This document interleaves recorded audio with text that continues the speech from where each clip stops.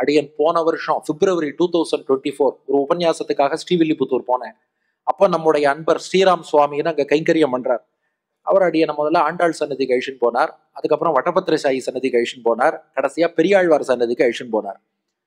மத்தியான நேரம் பெரியாழ்வார் கழுத்துல ஒரு மாலை இருந்தது. அப்ப அவர் சொன்னார், எங்க கோவில் வழக்கம் தெரியுமா, கார்த்தால ஆண்டாளுக்கு ஒரு மாலை சாத்துவா. கார்த்தால ஆண்டாள் சாத்தின்ற அந்த மாலை என்ன பண்ணுவாளாம், வட்டபத்திர சாயி பெருமாளுக்கு சாத்திடுவா. அடுத்த நாள் காலை அந்த பெருமாளுடைய மாலை பெரியாழ்வாருக்கு வந்துருமா.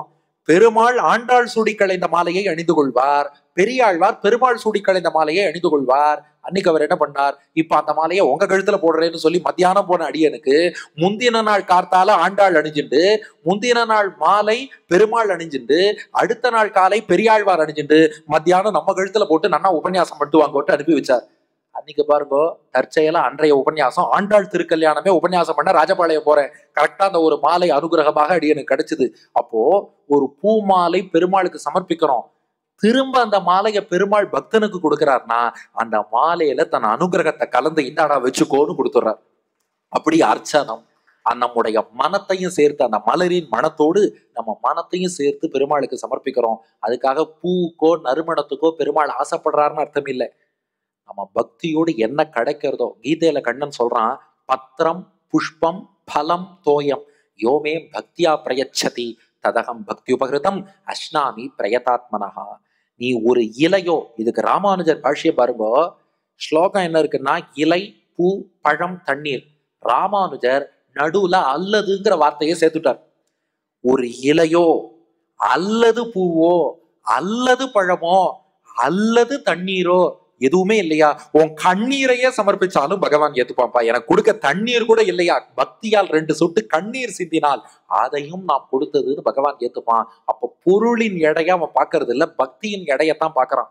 இந்த அர்ச்சனம் புஷ்பத்துக்கு புரியில நடந்த ஒரு வரலாறு சொல்வார்கள். புரி ஜெகநாதருக்கு செண்பகப்பூன்னா ரொம்ப பிடிக்குமா. 2 ராஜகுமாரர்கள் புரிக்கு வரா, இது திருவாய்மொழி ஈடு வியாக்கியானத்துல இருக்கு. 2 ராஜகுமாரர்கள் புரி திருக்கோவிலுக்கு வரா, செண்பகப்பூ வாங்கி பெருமாளுக்கு சமர்ப்பிக்கணும். வாசல்ல கடையில பார்த்தா ஒரே ஒரு செண்பகப்பூ இருக்கு. 2 ராஜகுமாரர் ஒரு செண்பகப்பூ. உடனே முதல் ராஜகுமாரன் கடையில போய் கேட்டானா, இது என்ன விலைன்னா, 5 ரூபான்னா. தான் வாங்கலான்னு போனான். இன்னொருத்தன் வந்தான், நான் 50 ரூபா தரேன் எனக்கு கொடுன்னா. அவனுக்கு சமர்ப்பிக்கணும்னு ஆசை. இவன் பார்த்தான், நான் 500 ரூபா தரேன் கொடுன்னா. இவன் நான் 5000 ரூபா தரேன் எனக்கு கொடுங்கிறான். செண்பகப்பூவை வச்சு ஏலம். இவன் 50,000 தரேங்கிறான், அவன் 5 லட்சம் தரேன்னா. கடைசியா இந்த ராஜகுமாரன் பார்த்தான், என் பூக்கடைக்காரரு என் மொத்த சொத்தையும் உனக்கு எழுதி வச்சிடுறேன், அந்த பூவை கொடுன்னு வாங்கிட்டு போயிட்டான். ஒரு செண்பக பூவுக்காக தன் மொத்த சொத்தையும் எழுதி வச்சு அந்த செண்பக பூவை வாங்கிட்டு போறான், ஜெகநாதருக்கு சமர்ப்பிச்சுட்டான். சமர்ப்பிச்சுட்டு வரான். இப்பதான் அரண்மனை கிடையாது, குடிசையில போய் தூங்கிட்டான். பரவாயில்ல, அன்னைக்கு நிம்மதியா தூங்கினான். பணம் இருந்த வரைக்கும் எங்கேயும் தூக்கம் வரும், நம்ம தூங்கினான். கனவுல பூரி ஜெகநாதர் காட்சி தரார். பார்த்தா தலைக்கு மேல ஒரு பெரிய பூவை வச்சுட்டு சுமக்க முடியாம சுமந்துட்டு ஜெகநாதர் காட்சி தந்தாராம். பெருமாளே என்னன்னு கேட்டான். டே, உன் பூவின் பாரத்தை என்னால சுமக்க முடியலடான்னார். என்ன சொல்ற அப்படின்னு கேட்டான். பெருமாள் சொன்னாராம், ஆமாப்பா, நீ பாட்டுக்கு உன் மொத்த சொத்தையும் எழுதி வச்சு ஒரு புஷ்பத்தை எனக்கு சமர்ப்பிச்ச இல்லையா, அந்த பக்தியின் பாரத்தை என்னாலேயே சுமக்க முடியல. உனக்கு எப்பேற்பட்ட பக்தி இருக்கு, எவ்வளவு சமர்ப்பித்திருக்கிறாய். பெருமாள் சொன்னாராம், அப்பா அந்த புஷ்பத்துக்காக நான் சொல்லலப்பா, ஒரு பூவுக்காக நீ சொத்தையே எழுதி வச்சு அந்த பூவை கொண்டு வந்து கொடுத்த இல்லையா, அந்த பக்தியின் பாரத்தை என்னால் சுமக்க முடியல. அப்போ அது எவ்வளவு பக்தியோட கொடுக்குறோங்கிறத தான் பகவான் பாக்குறானே ஒழிய எந்த பொருள் சமர்ப்பிக்கிறோங்கிறது விஷயம் இல்லை. அப்ப நம்மால் முடிந்தது பக்தியோடு ஒரு பூ சமர்ப்பிச்சாலும் பகவான் ஏத்துப்பான்னா, இதை ஒவ்வொரு நாளும் நாம பண்ணலாமே, புஷ்ப கைங்கரியம் தாராளமா பண்ணலாமே. இதுதான் 5வது பக்தி, அர்ச்சனம், தூமலர் தூவி பகவானை தொழுதல். 5 ஆயிடுத்து. 5மே ஒவ்வொரு நாளும் பண்ணக்கூடியது. அடுத்து 6வது வந்தனம், விழுந்து நமஸ்காரம் செய்வது. பகவான் இப்போ ஒரு திருக்கோவிலுக்கே போறோம்னா முதல் காரியம் துவஜஸ்தம்பத்தின் கீழே விழுந்து நமஸ்கரிப்பது, பகவானை சேவிப்பதுதான் நம்ம ஃபர்ஸ்ட் பண்ணணும். அப்போ வந்தனம், விழுந்து பகவானுக்கு நமஸ்காரம் என்பது செய்வது. நமஸ்காரம் பண்றதுக்கு என்ன பர்பஸ்னா, என்னை மொத்தமாக உன்னிடத்தில் அர்ப்பணிக்கிறேன்னு அர்த்தம். என் கையில ஒண்ணும் இல்லப்பா, மொத்தமா உன் திருவடியில விழுந்துடுறேன், நீ பாத்துக்கோன்னு அர்த்தம். அப்படி நமஸ்காரம் பண்ணிட்டா நம்மை ரட்சிப்பதை தன் பொறுப்பாக பகவான் ஏற்றுக்கொண்டு விடுவான். இதை பத்தி எங்க ஆச்சாரியனுக்கு பிராச்சாரியன் வெங்கடசேஷாரிய மகாதேசிகன்னு ஒரு மகான், அவர் வடுவூர் ராமனை பத்தி ஒரு ஸ்லோகம் எழுதினார். ஒரே ஒரு ஸ்லோகம். வடுவூர் ராமனுடைய புன்னகையை ரசித்து ஒரே ஒரு ஸ்லோகம். இது வில்லூர் சுவாமி ஸ்ரீநிதி சுவாமிக்கும் தகப்பனார். ஒரு ஸ்லோகம் எழுதினார். அந்யாதிருக்ஷ மதீய திவ்ய சுஷமா சேவா கிரியாத்தியக்ஷணே பிரத்வஸ்தாகில கல்மஷே நதஜனே பாஷாத்திய சேவா பலம் கிம் குர்யாமிதி சிந்தையே சதுமமா ஜானன் மனோ யாச்சதே நிசேஷாகதிம் முகுர் முகுரிதி ஸ்மேரோசி சீதாபதே. இந்த ஸ்லோகத்துக்கு என்ன அர்த்தம்னா, வடுவூர் ராமா நீ ஏன் சிரிக்கிறேன்னு யோசிச்சேன், எனக்கு காரணம் புரிஞ்சு கொடுத்து. இந்த வடுவூர்ல பாருங்க, ராமர் அப்படி சிரிச்சுன்னு இருப்பார், புன்னகை மன்னனாக இருப்பார். ஏன் சிரிக்கிறேன்னா, ஒரு முட்டாள் உன் கோவிலுக்கு வந்தான்டா, ஒரு முட்டாள் உன் கோவிலுக்கு உன்னை விழுந்து நமஸ்காரம் பண்ணா, அவன் எப்ப முதல் நமஸ்காரம் பண்ணானோ அப்பவே அவன் மொத்த பாபத்தையும் நீ போக்கிட்ட. மேற்கொண்டு அவனுக்கு என்ன அனுகிரகம் பண்ணலான்னு நீ சிந்திச்சுட்டு இருக்க. ஆனா அந்த முட்டாள் இருக்கானே, அவர் தன்னை சொல்லிக்கிறார், அந்த முட்டாள் இருக்கானே, நீ எல்லா பாபத்தையும் போக்கிட்டு மேல என்ன அனுகிரகம் பண்ணலான்னு யோசிப்பது தெரியாம ஒவ்வொரு நாளும் நமஸ்காரம் பண்ணி என் பாபத்தை போக்கு பாபத்தை போக்கு பாபத்தை போக்குன்னே கேட்டுன்னு இருக்கான். ஆனா ராமா நீயோ, நீ பண்ண முதல் நமஸ்காரத்துக்கே உன் பாபத்தை போக்கிட்டு மேற்கொண்டு என்ன கொடுக்கறதுன்னு தெரியாம நான் திண்டாடின்னு இருக்கேன். நீ என்னடா தினந்தோறும் மறுபடியும் நமஸ்காரம்ங்கிறியே, இன்னும் என்ன கொடுப்பதுன்னு சிந்தித்து இந்த அடியவன் முட்டாளுடைய முட்டாள்தனத்தை நினைச்சுதான் என் கருணை இன்னுமாடா உனக்கு புரியலன்னு சிரிச்சுட்டு இருக்கியா ராமான்னு ஸ்லோகம் பண்ணார். அப்போ ஒரு முறை அவன் திருவடியில விழுந்துட்டாலே இவனுக்கு இன்னும் என்ன கொடுப்பதுன்னு பகவான் யோசிக்க ஆரம்பிச்சிருவானோ. இத ஸ்ரீரங்க நாச்சியாருக்கும் பராசர பட்டர் ரொம்ப அழகா சொன்னார். ஸ்ரீரங்கத்துல யாரோ ஒரு பக்தர், அவர் ஏதோ கடத்தருக்கு போனார், இந்த கோவிலை சுத்தி போய் சாலை வழியா போனா கஷ்டமா இருக்குங்கிறதுனால அவர் என்ன பண்ணிட்டார், ஸ்ரீரங்கம் பெரிய கோவில்ல வடக்கு வாசல் வழியா உள்ள போனார், தெற்கு வாசல் வழியா வெளில வந்தார், கடை வீதியில சாமான்லாம் வாங்கிட்டார், மறுபடியும் தெற்கு வாசல் வழியா உள்ள வடக்கு வாசல் வழியா வெளியில போய் வீட்டுக்கு போறார். ஸ்ரீரங்கத்துல வடக்கு வாசல் போறதுக்கு முன்னாடி லெப்ட்ல பார்த்தா ஸ்ரீரங்க நாச்சியார் சன்னதி இருக்கு. தாயார் இருக்காளே, கை கூப்பிடுவோம், இதுவும் ஒரு விதமான வந்தனம் தான், நமஸ்காரம். தாயாரை நோக்கி போற போக்குல கை கூப்பிட்டு, அவருக்கு பெருசா பக்தி எல்லாம் இல்ல, தாயாரை சேவிக்கணும் அந்த எண்ணம் எல்லாம் இல்ல, ஏதோ சும்மா அப்படி கை கூப்பிட்டு போயிட்டார் அவர். ஆனா ஸ்ரீரங்க நாச்சியார் பார்த்தாலும், ஐயோ அந்த குழந்தை என்னை பார்த்து கை கூப்பிட்டானே, அவனுக்கு ஏதாவது கொடுக்கணுமே, ஐஸ்வர்யம் செல்வத்தை வச்சுக்கோன்னு கொடுத்தாலும். தாயார் யோசிச்சா, இல்ல அவன் அஞ்சலி முத்திரை கை கூப்பியிருக்கான், வந்தனம் தெரிவித்திருக்கிறான், பெருசா கொடுக்கணும், அக்ஷரகத்தின் ஆத்மானுபவத்தை வச்சுக்கோன்னு கொடுத்தாலும்.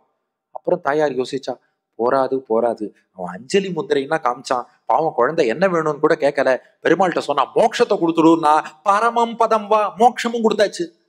அப்புறமும் தாயார் யோசிச்சாலும், ஐயோ பாவம் அந்த குழந்தை என்ன வேணும்னே கேட்காம போயிட்டானே, வேற ஏதாவது எதிர்பார்ப்பானோ, வேற ஏதாவது கொடுக்கணுமோ.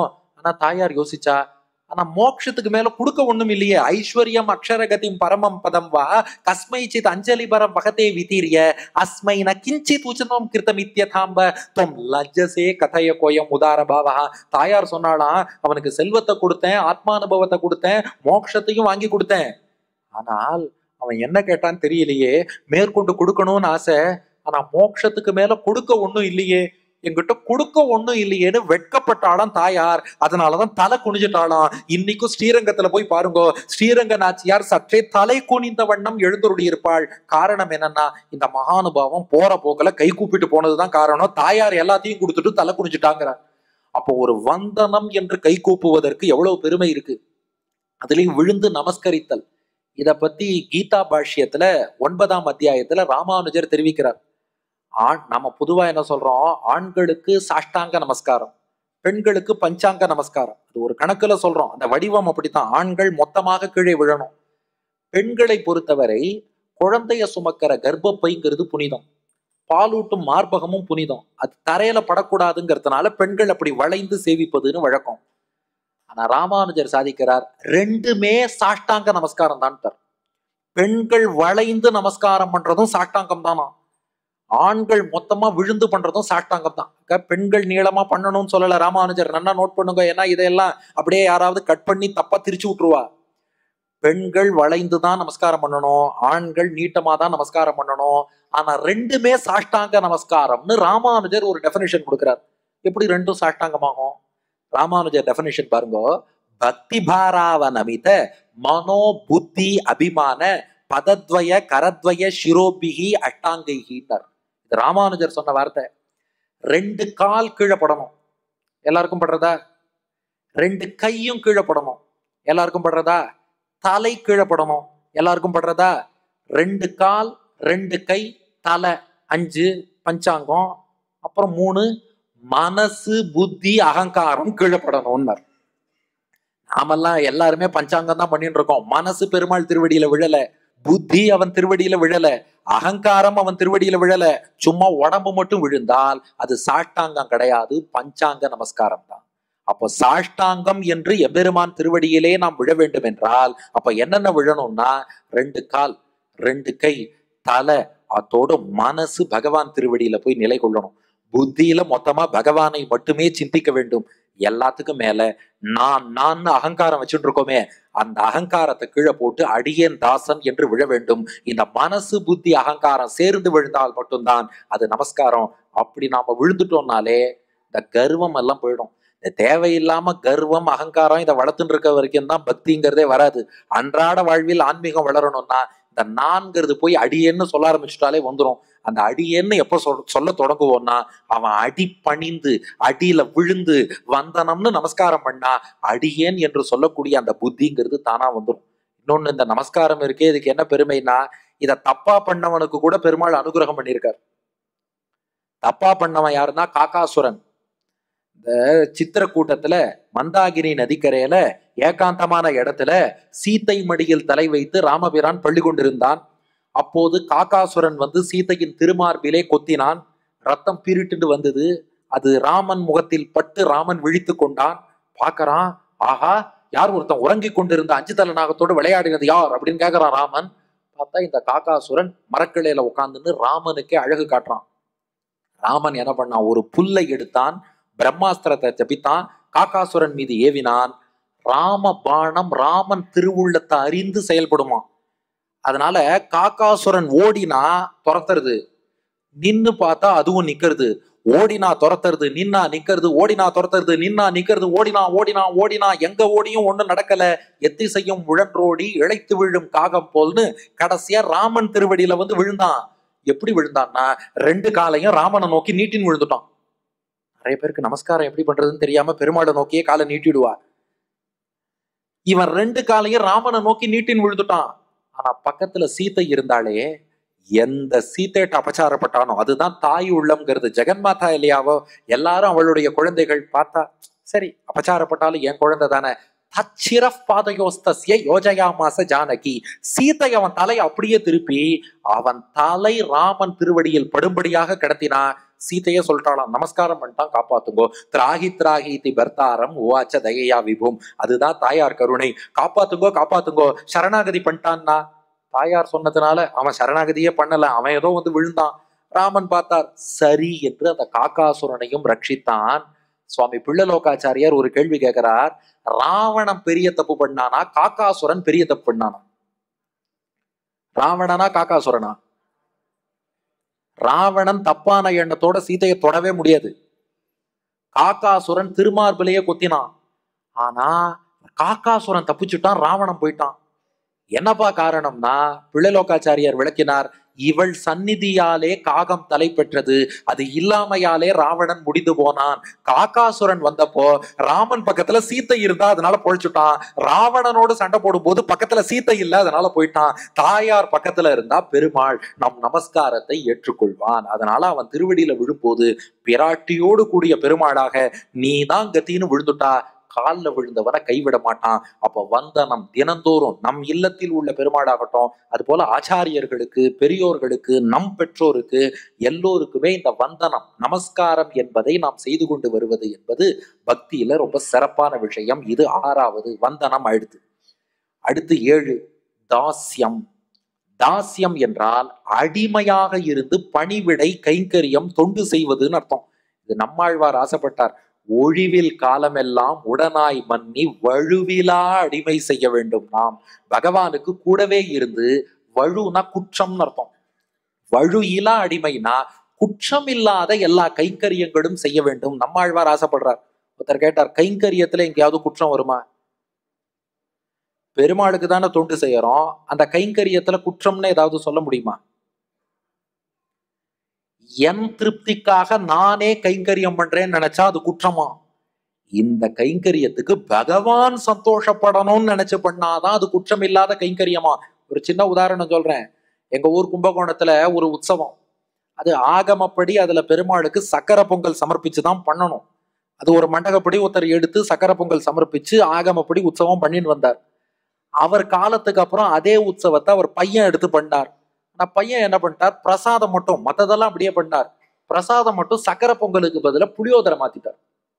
அவர்கிட்ட கேட்டா, ஏன் சார் இந்த மாதிரி சக்கரை பொங்கல் போடுறது தானே வழக்கம், புளியோதரை மாத்திட்டேளே? எனக்கு டயபெட்டிஸ்னார் அவர். மண்டகப்படிக்காரருக்கு சுகர் இருக்குங்கிறதுக்காக பெருமாளுடைய சக்கரை பொங்கலை புளியோதரை ஆக்கினார் பாருங்க. இதுதான் வலுவுள்ள கைக்கரியம். அப்படி இல்லாமல் அவன் என்ன விரும்புகிறானோ, அவன் என்ன கட்டளையிட்டு இருக்கிறானோ அதை அப்படியே பண்ணா ஒழுவில் காலமெல்லாம் உடனாய் மன்னி வழுவிலா அடிமை செய்ய வேண்டும். நாம் ஒரு குற்றம் இல்லாத கைக்கரியமாக நாம் பகவானுக்கு பண்ண வேண்டும். அதை பண்ணி காமிச்சவன் யாருன்னா லக்ஷ்மணன். ராமாயணத்துல வனவாசத்துல லக்ஷ்மணன் ராமபிரானுக்கு கூடவே போறான். கூடவே போய் எல்லா வித தொண்டுகளும் செய்து கொண்டிருக்கிறான். 10 வருஷ வனவாசம் பூர்த்தியாருது. 11வது வருஷம் கோதாவரி நதிக்கரை பஞ்சவட்டிங்கிற இடம். அங்க ராமன் லக்ஷ்மணன் சொல்றான், எனக்கு ஒரு குடில் பர்ணசாலை அமைச்சு கொடுன்னா. லக்ஷ்மணனும் ராமன் சொன்னபடி ஒரு பர்ணசாலை அமைச்சுட்டான். ராமன்கிட்ட கேட்கறான், வந்து பாரு எப்படி இருக்குன்னா. ராமன் வந்து பர்ணசாலையை பார்த்தான். பார்த்துட்டு லக்ஷ்மணன் சொல்றான், பாவஜேன கிருதஜேன தர்மஜேனச்ச லக்ஷ்மணா துவயா புத்திரேன தர்மாத்மா ந சம்ருத்த பிதாமமா. லக்ஷ்மணா, நான் ஒரு சில விஷயம் வாயை திறந்து இப்படி பண்ணுன்னு சொன்னேன், ஒரு சிலது வாயால சொல்லல. ஆனா பாவஜேன என் மனோபாவத்தை அறிந்து நான் இன்னதுதான் நினைப்பேன்னு தெரிஞ்சு அதெல்லாம் சரியா பண்ணிருக்கடா. கிருதஜேன நம்ம அப்பா தசரதன் நமக்கு எப்படி ஒன்னொன்னு எனக்கு பார்த்து பார்த்து செஞ்சாரோ, தசரதன் ஸ்தானத்துல இருந்து நீ பண்ணிருக்கடா. தர்மஜேன தலைவனுக்கு தொண்டன் எப்படி பண்ணணுமோ, பரமாத்மாவுக்கு ஜீவாத்மா எப்படி பண்ணணுமோ, அண்ணனுக்கு தம்பி எப்படி பண்ணணுமோ தர்மப்படி பண்ணிருக்கடா. என் மனசு அறிஞ்சு அப்பா தசரதனே பண்ண மாதிரி தர்மத்தையும் அறிந்து இப்படி பண்ணிருக்கியே. லக்ஷ்மணா, நீ அருகில் இருப்பதாலே என் தந்தையை நான் இழக்கவில்லை, தசரதனை நான் இழக்கலடா. உன் வடிவில் எங்க அப்பா தசரதனையே பார்க்கிறேன். அவர் வாழும் காலம் வரை இந்த ராமனுக்கு பார்த்து பார்த்து எல்லாம் பண்ணிட்டு தசரதன் போனதுக்கு அப்புறமும் தன் மூத்த பிள்ளைய பார்க்க ஒருத்தன் இருக்கணுங்கிறதுக்காக உன்னை வச்சுட்டு போயிருக்காரா எங்க அப்பா. நீ இருப்பதாலே உன் வடிவில் எங்க அப்பாவை பார்க்கிறேன்னு சொல்லி ராமன் ஆனந்தப்பட்டான். அந்த ஆனந்தத்தை பார்த்து லக்ஷ்மணன் மகிழ்ந்தானா. அப்போ கைங்கரியம் பண்ணும்போது நமக்கு சந்தோஷமே இல்லைன்னு அர்த்தம் இல்லை. இந்த கைங்கரியத்துல முதல்ல பெருமாள் சந்தோஷப்படணும். பெருமாள் சந்தோஷப்படுறத பார்த்து நான் சந்தோஷப்படணும். அப்போ அதுக்காக கைங்கரியம், மீண்டும் சொல்றேன், கைங்கரியம் பண்றதுனால எனக்கு சந்தோஷமே இல்லைன்னு நினைச்சுக்க கூடாது. ஆனா நான் கைங்கரியம் பண்ணேன், நான் சந்தோஷப்படுறேன்னு பட்டுவிடக்கூடாது. இந்த கைங்கரியத்துக்கு முதல்ல பெருமாள் சந்தோஷப்படுறாரா? என் நம்மாத்துல உள்ள பெருமாள், அவர்கிட்டயே ஒரு கைங்கரியம் பண்ணிட்டு முகத்தை பக்தியோடு பாருங்கோ, பெருமாள் சிரிப்பார். நாம பக்தியோடு பார்க்க மாட்டேங்கிறோம், நமக்கு நம்பிக்கை கம்மியா இருக்கு, அதான் அவரும் சிரிக்க மாட்டேங்கிறார். நம்பிக்கையோடும் பக்தியோடும் பார்த்தா நம்மாத்து பெருமாள் நம்மளை பார்த்து சிரிப்பார். அவர் சிரிப்பை பார்த்து நாம மகிழணுமா. லக்ஷ்மணன் இருக்கானே, அவன் எவ்வளவு கிரேட்னா, ராமன் கூட 14 வருஷம் ராஜ்யத்தை இழந்தான். லக்ஷ்மணன் தன் கைங்கரிய சாம்ராஜ்யத்தை ஒரு நொடி கூட இழக்கவில்லை. அப்போ நமக்கு உண்மையான சொத்து எதுன்னா தாஸ்யம். பகவானுக்கு தாசன் தாசன்னு சொல்லி தொண்டு செய்யறோமே, அதுதான் உண்மையான செல்வம், அதுதான் உண்மையான சொத்து. இப்போ அயோத்தி ராஜ்யத்தை ராமன் 14 வருஷம் இழந்தான். ஆனா லக்ஷ்மணன் தொண்டு செய்தானே, கைங்கரிய சாம்ராஜ்யம். ராமன் காட்டுக்கே போனாலும் கைங்கரியத்துக்கு முடிசூட்டிட்டு லக்ஷ்மணன் கைங்கரியம் பண்றான். இதுக்குதான் ஒரு கதை சொல்றது, முதலாளிக்கு வேலை போனாலும் தொழிலாளிக்கு வேலை போகலன்னு. முதலாளி ராமன், தொழிலாளி லக்ஷ்மணன். ஒரு ஊர்ல பெரிய கவர்மெண்ட் ஆபீசர் ஒருத்தர் இருந்தார். நல்லா சாப்பிடுவார், பெரிய ஃபுட்டி. சாப்பிட்டாருன்னா இலையில 2 பொரியல், 2 கூட்டு, 2 டம்ளர் பாயசம், 2 அப்பளம் வேணும். அவ்வளவு சாப்பிடுவார். ஆனா ரிட்டையர் ஆயிட்டார். ரிட்டையர் ஆயிட்டா பென்ஷன், பாதி சம்பளம். ஒரு வீட்டுல சமயக்காரர் வேற இருக்கார். சமயக்காரர்கிட்ட சொன்னார், நான் ரிட்டையர் ஆயிட்டேன், பாதி சம்பளம், இனி 1 பொரியல், 1 கூட்டு, 1 அப்பளம், 1 டம்ளர் பாயசம் எல்லாத்தையும் பாதி ஆக்கிடுன்ட்டார். பாதி தான் போடுறான். ஆனாலும் சமையலுக்கு அதே பட்ஜெட், அதே செலவாருது. ஏன்டா இவ்வளவு செலவாருதுன்னு யோசிச்சு அவருக்கு பிபி சுகர் எல்லாம் வேற ஏறி அதுக்கு மாத்திரை சாப்பிட்டு இன்னும் பட்ஜெட் இடிக்கிறது. என்னடா இது செலவாருதேன்னு யோசிச்சவர் சமையலறை பக்கமா போனார். சமையலறையில சமயக்காரன் உட்காந்து சாப்பிட்டு இருந்தான். அவன் இலையில பார்த்தா 2 பொரியல், 2 கூட்டு, 2 அப்பளம், 2 டம்ளர் பாயசம். டேய், எனக்கு தான் வேலை போச்சு, எல்லாத்தையும் பாதியாக்குன்னு சொன்னேனேன்னார். அவன் எனக்கு வேலை போகலையேன்ட்டான். உங்களுக்கு வேலை போச்சுன்னு எல்லாத்தையும் பாதியாக்கினீங்க, எனக்கு வேலை போகலன்ட்டான். அப்போ முதலாளிக்கு வேலை போச்சு, தொழிலாளிக்கு வேலை போகல. ராமனுக்கே 14 வருஷம் ராஜ்யம் போச்சு, லக்ஷ்மணனோ கைங்கரிய சாம்ராஜ்யத்துக்கு ராஜான்னு முடிசூடிட்டு போய் கைங்கரியம் பண்ணான். அப்ப அந்த தாசியம்னு பகவானுக்கு கைங்கரியம் பண்ணோம்னா நாம தான் பணக்காரன்னு அர்த்தம். பணத்தை தேடி எங்கெல்லாம் ஓடுறோம். அன்றாட வாழ்க்கையில நம்ம என்ன நினைச்சிட்டு இருக்கோம்? வாழ்க்கையின் லட்சியம் பணம் சம்பாதிப்பது, வாழ்க்கையின் லட்சியம் கைங்கரியத்தை சம்பாதிப்பது என்பதை நாம் புரிந்து கொள்ள வேண்டும். அதுதான் செல்வம். கைங்கரியம் யார் பண்றானோ அவன் தான் சக்கரவர்த்தி. இன்னொன்னு, இந்த பகவானுக்கு தாசியம்னு அடியவனா கைங்கரியம் பண்றோமே, இதுக்குள்ள உயர்வு தாழ்வே கிடையாது. இந்த கைங்கரியம் பண்ணா ஒசந்தவர், இது தாழ்ந்ததுன்னு கிடையாது. வேத பாராயணம் பண்ணாலும் சரி, தீவெட்டி பிடிச்சாலும் சரி, எல்லாமே பெருமாள் கைங்கரியம். வேத பாராயணம் பண்றவர் வேதம் படிச்சு பெருமாள் கைங்கரியம் பண்றார். ஸ்ரீபாதம் தாங்குபவர் ஸ்ரீபாதம் தாங்கி கைங்கரியம் பண்றார். தீவெட்டி பிடிப்பவர் தீவெட்டி பிடிச்சு கைங்கரியம் பண்றார். அத்தனையும் கைங்கரியமே ஒழிய, நம்மாழ்வார் பாடுறார், மதுவார் தண்ணன் துழாயான் முது வேத முதல்வனுக்கு எது ஏது என் பணி என்னாது அதுவே ஆட்செய்யும் வீடே. ஒண்ணு பெருசு இன்னொன்னு சின்னதுன்னு எந்த கைங்கரியத்தையும் நாம சொல்லக்கூடாது. அப்படி சொல்வதற்கு நமக்கு உரிமையே கிடையாது. எல்லா கைங்கரியங்களும் வசதி. மேலும் இந்த ஜீவாத்மாவின் சொரூபம் என்னன்னா, பகவானுக்கு கைங்கரியம் பண்ணி கொண்டே இருப்பதுதான் சொரூபம். அதாவது இந்த ஜீவாத்மாக்கள் அத்தனை பேரும் பெருமாளுக்கு சரீரம். இது வேதத்துல சொல்லியிருக்கு, எஸ்ய ஆத்மா சரீரம்னு. இந்த உடம்புக்குள்ள ஜீவாத்மா இருக்கு இல்லையா, ஆன்மீகம், உடம்புக்குள் ஜீவாத்மா. அது போல் ஜீவாத்மாவை உடலாக கொண்டு ஜீவாத்மாவுக்குள் பரமாத்மா பகவான் இருக்கிறான். இந்த உடம்பு காலம் முழுக்க என்ன பண்றது? தன்னுடைய ஆத்மாவுக்காகத்தானே உழைக்கிறது. உடம்பு என்னைக்காவது சொந்த காரியம்னு ஏதாவது பண்ணியிருக்கா? தன் ஆத்மாவுக்காக உழைக்கிறது. அப்ப இந்த ஆத்மா பகவானுக்கு உடம்பு, பகவானுக்கு சரீரம்னா 24 hours என்ன பண்ணணும்? தன் ஆத்மாவான பரமாத்மாவுக்கே ஜீவாத்மா உழைக்க வேண்டும். அதான் ஒழிவில் காலம் எல்லாம் உடனாய் மன்னி வழுவிலா அடிமை செய்ய வேண்டும். நாம் இந்த உடம்பு அதன் ஆத்மாவுக்காக உழைக்கிறது, ஆத்மா பெருமாளுக்கு உடம்பு. அதனால தனக்கும் ஆத்மாவானிய பரமாத்மாவுக்கு ஜீவாத்மா கைங்கரியம் பண்ணி கொண்டே இருக்க வேண்டும். நம்ம லெவல்ல நாம் இருக்கக்கூடிய ஸ்திதியில எப்படியெல்லாம் பண்ண முடியுமோ, பக்கத்துல உள்ள கோவிலுக்கு போய் அங்க கூட்டி பெருக்கி சுத்தம் பண்றதுல இருந்து ஆரம்பிச்சு பெருமாள் உகக்கக்கூடிய எல்லா கைங்கரியங்கள், இதை தினந்தோறும் செய்து கொண்டு வருவது என்பது 7வது பக்தி, தாஸ்யம். அடுத்து 8வது, இது இந்த காலத்துக்கு ரொம்ப தேவையானது, சக்கியம். பகவானோடு நண்பனாக கலந்து பழகுவது. நன்னா இப்ப நம்ம வரதராஜ பெருமாள் சன்னதிக்கே போறோம்னா பெருமாளோடு பேசலாம், உரையாடலாம், உறவாடலாம். பகவான்னா அப்படியே ரொம்ப பெரியவர் மட்டும்தான் நினைக்க வேண்டாம். அவர் பெரியவர் தான். ஆனா எளியவராக இறங்கி வந்து நம்மோடு உரையாட உறவாடக்கூடிய அந்த கருணை என்பது பகவான்கிட்ட உண்டு.